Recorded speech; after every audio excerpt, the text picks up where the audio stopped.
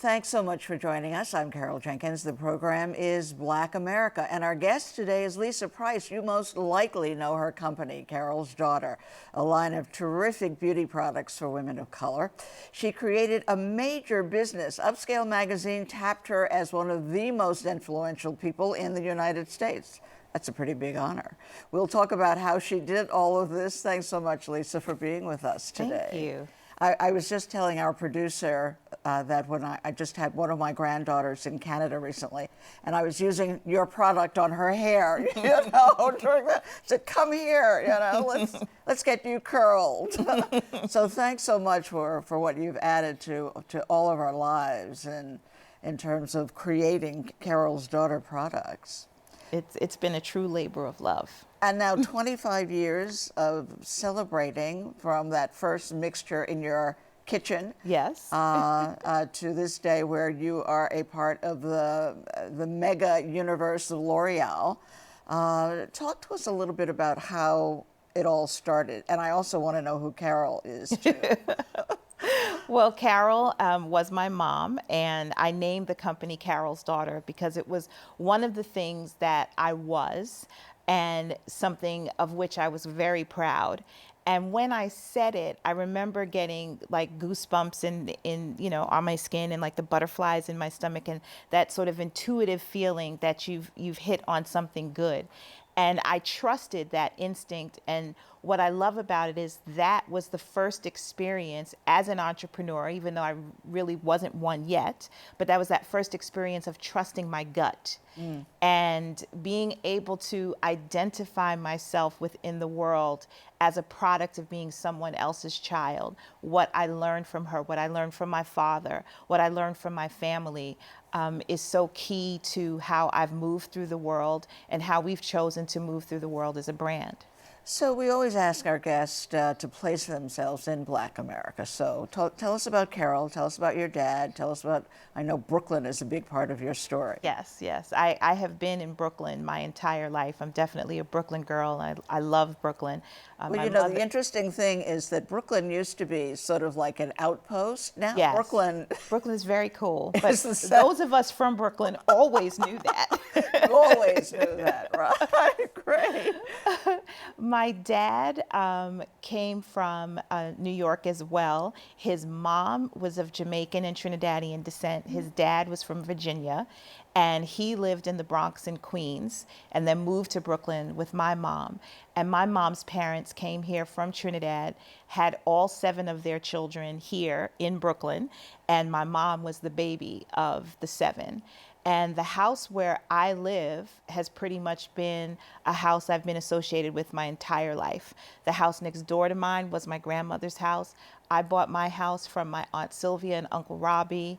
There have been weddings, Thanksgivings, Christmases, birthdays. I'm definitely a Brooklyn girl. That is just such wonderful history, yes. Longevity of, the generations, passing it along. And I'm sure you'll tell your children you can't live anywhere else but. Yes, I never really want to sell my house. Of course you make decisions that you have to make, but I just don't want to. My aunt and uncle bought it in 1974, and then my husband and I bought it from them in 1996. Wow, that is tremendous. For those of us who know how fractured our history as a people can sometimes be, we really don't know where our previous ancestors lived or what they did or anything. And what about your folks? What did they do? My dad was a business law professor at Jackson State University. He changed his career late in life. He went to law school at like 45 or something. And that was something he always wanted to do, so he got to fulfill that dream. And my mom was a bookkeeper during the time that she worked, but the last 20 years of her life, she didn't work outside of the home. She was busy raising you all. Well, myself, and I have a lot of siblings. My mom was a very generous and kind-hearted person and loved children and loved making their lives better and fuller. And she was a foster parent and then adoptive mom to 6 additional siblings, and just amazing. So I have a huge tribe of brothers and sisters, thanks That's to both great. of my parents. That is tremendous. No wonder you wanted the company to be called Carol's Daughter. Absolutely. She was amazing. That is terrific.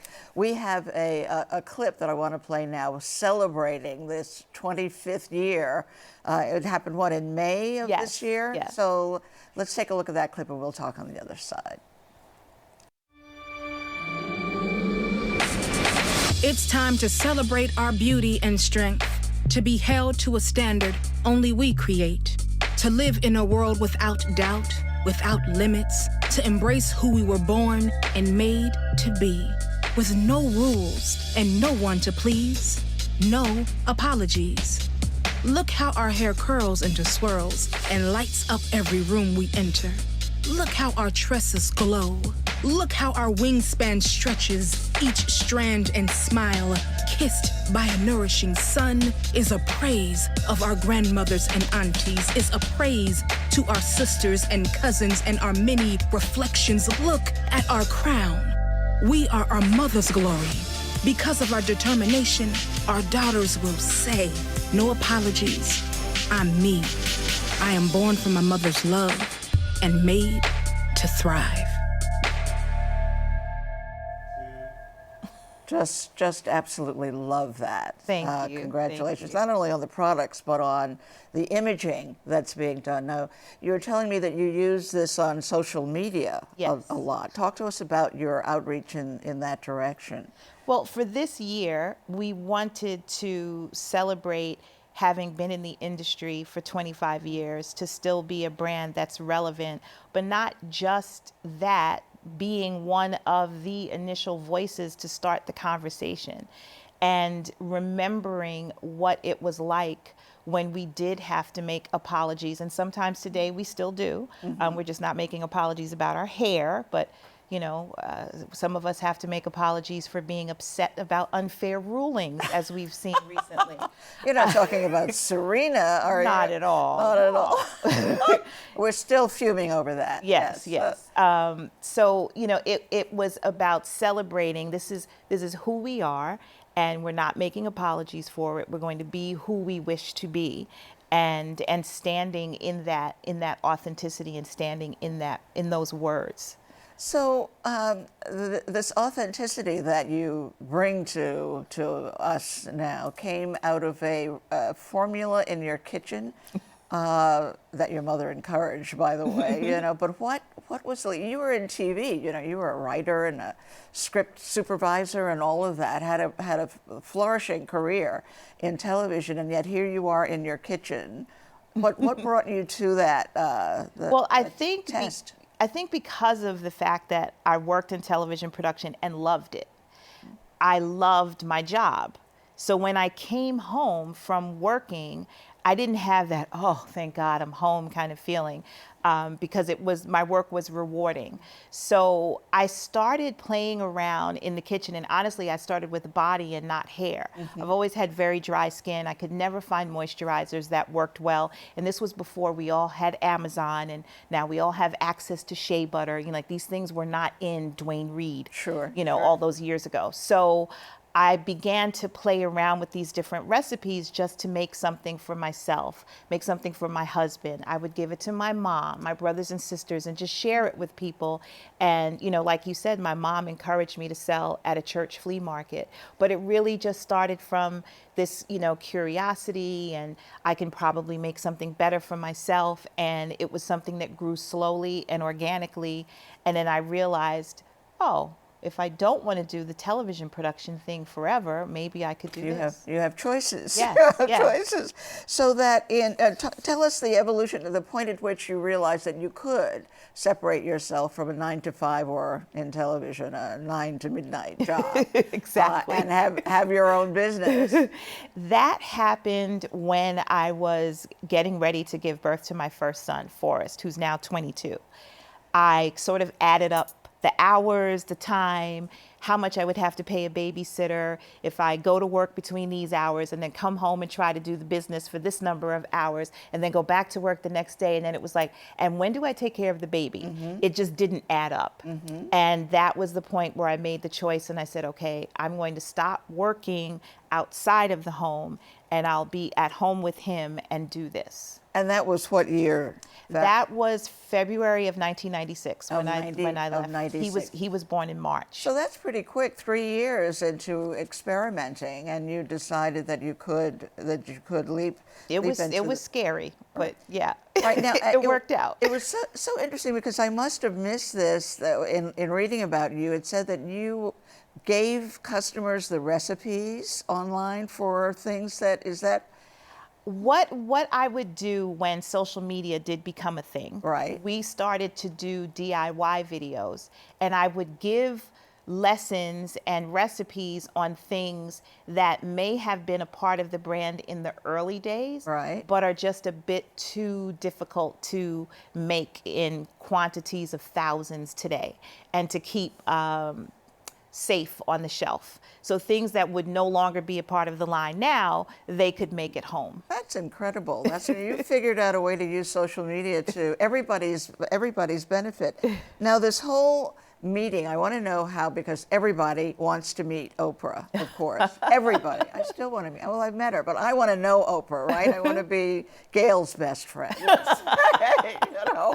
So how did that come about? Because that really was one of the keys to really getting it known nationally, internationally. Right. Well, this clip that you're showing, this was our second meeting, so this was this year, and it was pretty magical. But the first time that I met her was on the show in 2003. Why am I forgetting the date now? No, 2002. Right. 2002. And it was amazing. One of her producers had heard about me from another producer who was interviewing to work at OWN. And that person had worked with me on The View in the very early days of The View. And she brought up my name and they called and it started the conversation and they asked if I wanted to do the show. Of course I wanted to do the show. And I went to Chicago and did the show and met her for the first time. And it was absolutely amazing and remarkable. And then to have this encounter again was just beautiful. And what did you talk about in this second meeting? Honestly, in this picture, we're talking about glasses. Oh, are you? Are you wearing the same glasses? We're not, but we both have a thing for frames, and we have to wear glasses to see. So we've both kind of decided that it should be an accessory and something that matches the look. And so we had a conversation about frames. But before this picture was taken, when I saw her a little earlier in the day, we didn't realize, we were on stage, it was a panel of us, and we didn't realize she was backstage listening. And she held my hand and she said, "Thank you for all that you've done and for what you do." And that was one of the most amazing moments of my life. It's not captured in a photo or on video or anything, but for her to say thank you to me, and I look to her in that same way, you know, just by her walking in her truth and being who she is, she inspires so many of us without us ever having a conversation with her. So I could have like walked on clouds or something after that. Right. And well, there's another big moment. I was looking at the video that you all shot when you went to the African American Museum of History and Culture at the Smithsonian, and you are in it. Yes. So let's listen to a little bit of that, because it's really a remarkable thing to be included in a museum, our museum like that. Let's take a listen. So I'm standing here at the exhibit looking at my name, and I've already cried and couldn't breathe for a little bit, and it's really real. See that? Lisa Price launched Carol's Daughter. That's me, and I'm here. I may be black, I may even be a woman, I might even be ugly, but dear God, I'm here. I'm here. That is something. You're there. And so is Madam C.J. Walker. And we were Yes. talking a little bit about how people began to compare you or to refer to you in the same breath as Madam C.J. Walker, the first black woman millionaire, really ranking up there in first millionaires, period. Yes. But with her hair products that had a slightly different goal rather than yours. I'm simplifying it really too much to say that her goal may have been to, get our hair under control, as so many, that's the way I grew up. That's what my mother would say to me. Let's get this hair under control. I think Madam Walker's ultimate goal was to empower women to have their own money and to take care of themselves. So she was looking at products that we all needed then. As you said, we needed to keep our hair under control. And instead of, purchasing from someone else, or what she knew a lot of people were kind of doing their own mixing on the stove, making something that we could feel proud about, have something that's beautiful for us, that sits on a bureau somewhere, but having other women selling it to each other and helping to empower them economically.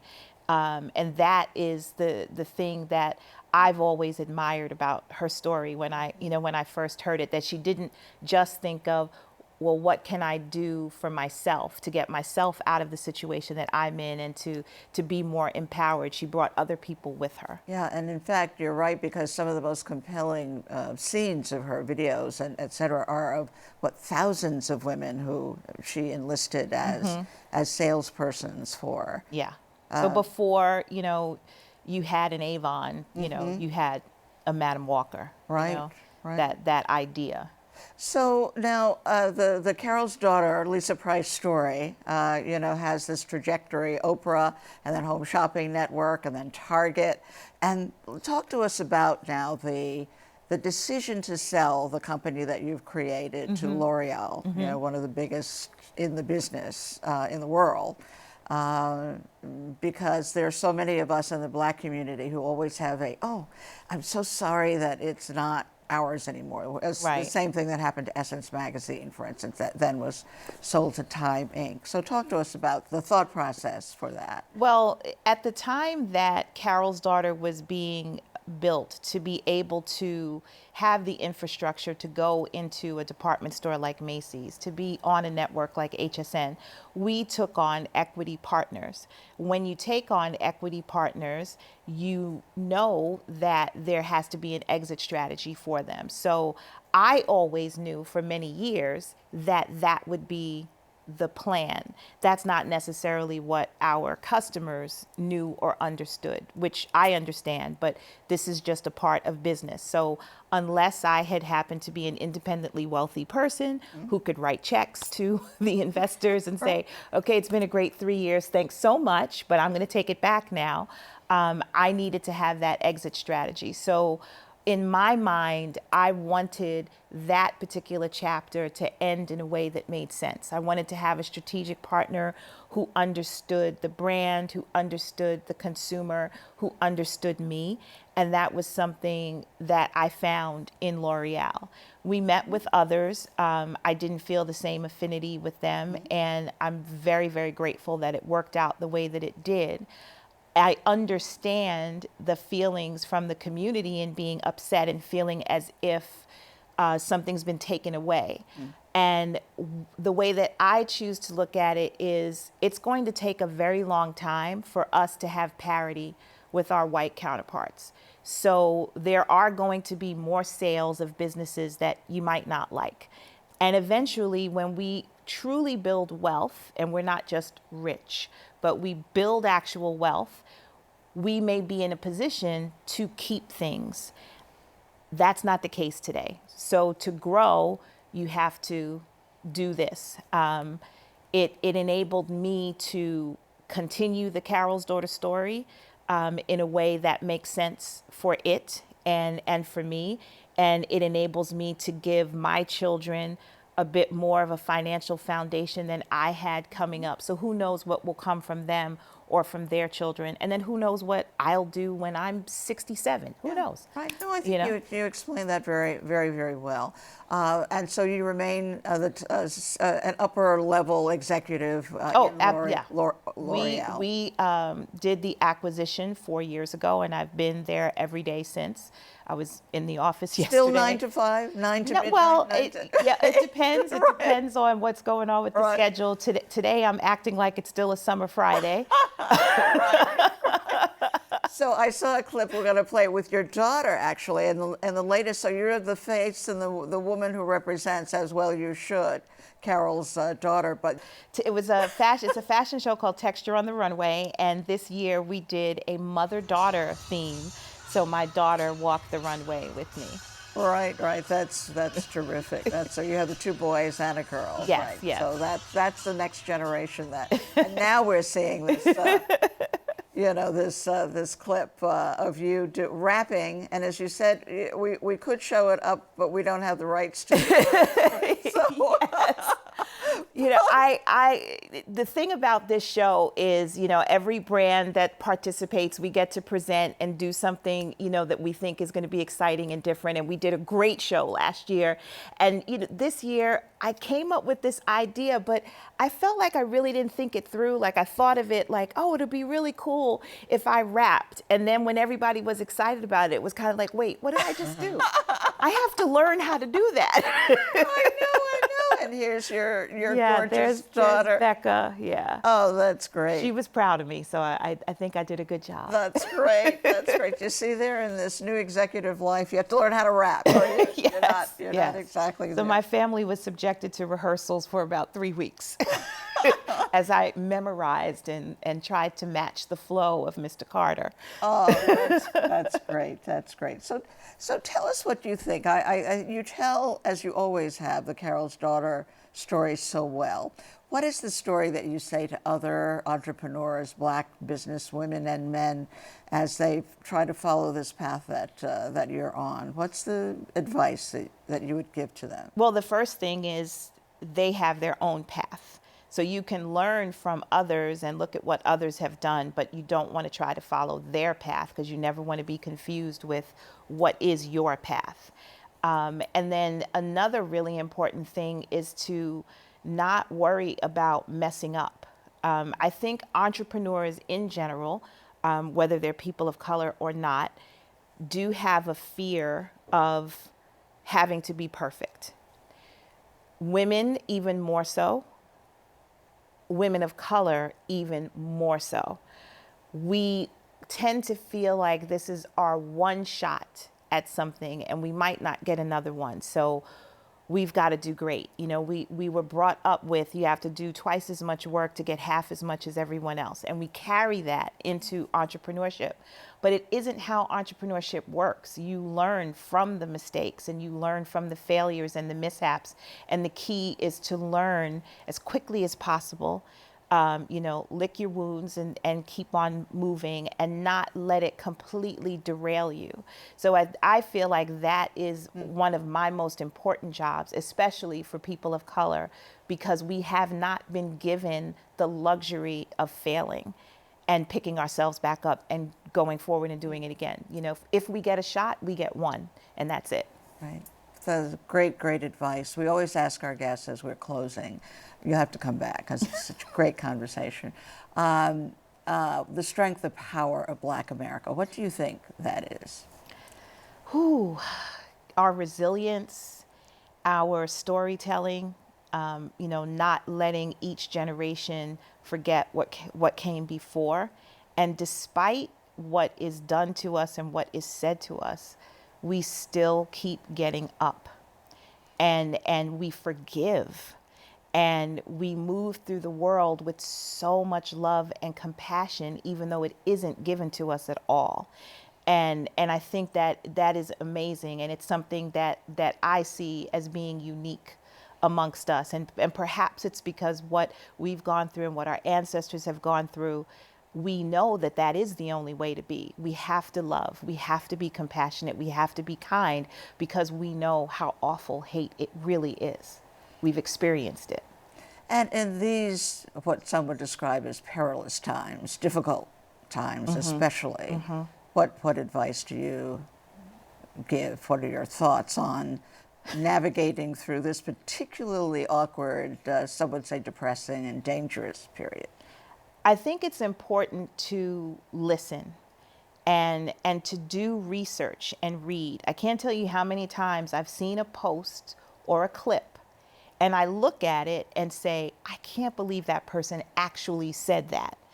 And then you go to YouTube and maybe you find the longer version of the clip, and then you realize it's been edited to spark conversation. The person still has the views that they have, and I don't agree with them, but they actually didn't say what was being pushed forward, because what they pushed forward is clickbait for you to click and move it and send it around. And I think we have to be very careful about what we criticize with other people and what we promote on our own channels. So before you repost something, check and make sure that it's actually accurate, because you don't want to promote the negative narrative and the rhetoric. If it's negative, you want to promote the actual negative thing, not the made up thing. Right. Well, that's good. Created a big success based on social media, and great advice venturing into that that venue. Thank you so much. Thank you, Lisa Price, for being here, and for Carol's daughter. Thanks to this deal that she's made, available now in 30,000 stores across the country and the world. Crazy. Pretty crazy. That kitchen in Brooklyn is now in 30,000 stores. We're so happy for your success. Thank you. Thanks for being with us. And thanks so much for you all out there for joining us today. I'm Carol Jenkins. The program is Black America, and we'll see you the next time. Thanks.